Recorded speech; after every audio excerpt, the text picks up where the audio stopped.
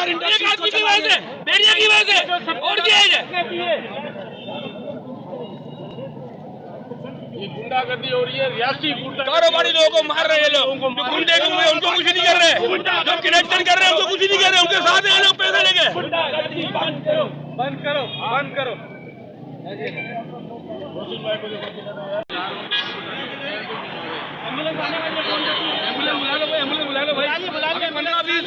सबको ले जाओ, नाम क्या सबको ले जाओ। मेरा नाम मोहम्मद हनीफ मेमन है, सीनियर वाइस चेयरमैन आबाद हूँ मैं।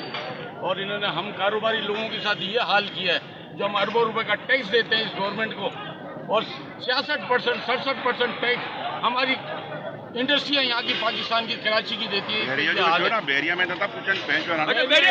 चीफ साहब को बोले कि बैरिया में क्यों नहीं तोड़ रहे, वहाँ पूरा नाजायज है, बगैर नक्शे के बिल्डिंगें बन रही है, वहाँ कोई कुछ नहीं करेगा, वो पैसे देते हैं पैसे हर इदारे को, इसलिए वहाँ कुछ नहीं हो रहा।